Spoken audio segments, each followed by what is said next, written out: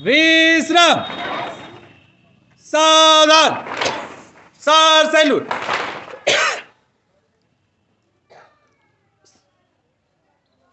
सावधान। आज की तारीख 25 नवंबर। 25 नवंबर की आज की तिथि को अंतर्राष्ट्रीय महिला हिंसा उन्मूलन दिवस के रूप में मनाया जाता है। पूरे दुनिया में महिलाओं के प्रति बढ़ते हुए अपराध को रोकने के लिए यह दिवस अंतर्राष्ट्रीय महिला उन्मूलन दिवस के रूप में मनाया जाता है। ऑरेंज डे के रूप में भी मनाया जाता है। ऑरेंज डे, जिसका उद्देश्य महिला हिंसा को रोकना है। और 25 नवंबर 1999 ईस्वी से इस तिथि को संयुक्त राष्ट्र संघ ने अंतर्राष्ट्रीय महिला हिंसा उन्मूलन दिवस के रूप में मनाने की घोषणा की थी। यदि हम महिलाओं के प्रति बढ़ते हुए अपराध के आंकड़ों को देखते हैं तो 2019 ईस्वी के यदि आंकड़ों को उठाते हैं तो पूरी दुनिया में लगभग 4,05,000 केस दर्ज किए गए थे यौन उत्पीड़न और महिला हिंसा के। प्रतिदिन का यदि आंकड़ा 2020 में निकाला जाए तो 77 केस प्रतिदिन केवल भारत में महिला हिंसा के दर्ज किए जा रहे थे। पूरे भारत में प्रतिदिन 77 और साल में लगभग 28,000 कुछ केस जो थे महिला हिंसा के दर्ज किए गए थे। पूरी दुनिया का आंकड़ा 2020 में 3,71,000 के आसपास था। तो इस आधार पर आप अंदाज़ा लगा सकते हैं कि आज के समय में भी महिला हिंसा के कितने मामले देखने को मिल रहे हैं।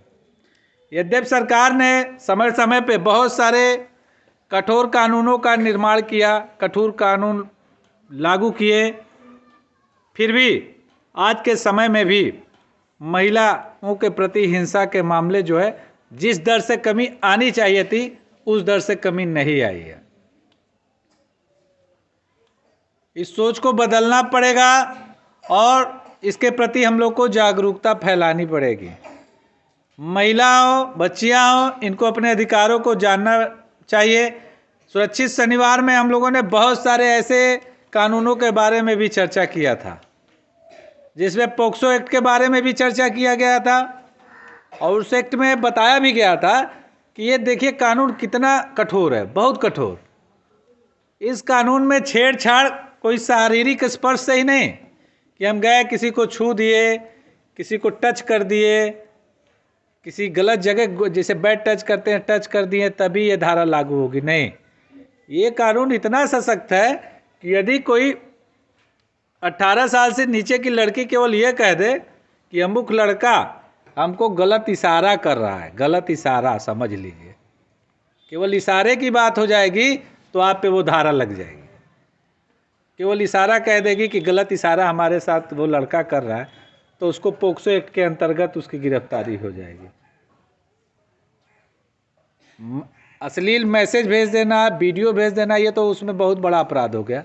लेकिन यदि केवल आप इशारा भी गलत करते हैं और कोई लड़की जाकर कह दे थाने पे कि उसने हमको गलत इशारा किया है तो इस एक्ट के तहत आप मुकदमा दर्ज हो जाने के बाद कोई सुनवाई नहीं है।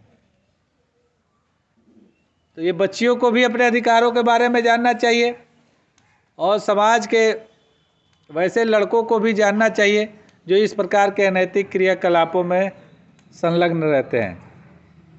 यदि आप इस प्रकार के किसी भी मामले में दोष सिद्ध होता है या थाने में रिपोर्ट दर्ज होती है तो आपका पूरा का पूरा कैरियर बर्बाद हो जाता है। तो हम इस उम्मीद के साथ कि आने वाले समय में जिस प्रकार एक पुरुष 12 बजे रात को भी घूमता है तो किसी को कोई परेशानी नहीं होती है, उसी प्रकार स्त्रियां भी यदि 12 बजे रात को भी कहीं से आ रही हों और समाज को कोई परेशानी ना हो, उस समय हम लोग समझेंगे कि हमारी महिला शक्ति का सही में सम्मान हो रहा है। क्योंकि आज के समय में भी यदि कोई लड़की, कोई औरत 9 बजे, 10 बजे, 8 बजे रात को बाजार जाती है तो लोग उसकी आलोचना करते हैं। अब पुरुष 1 बजे रात को आएगा तो कोई आलोचना नहीं है, भले वो जरूरी काम से ही क्यों ना गई हो, वो पढ़ने के लिए क्यों ना गई हो। लेकिन ये समाज की कुंठित मानसिकता है, इस मानसिकता को सभी को बदलना पड़ेगा।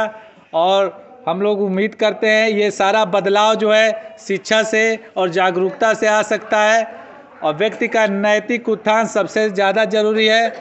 बस आज इतना ही।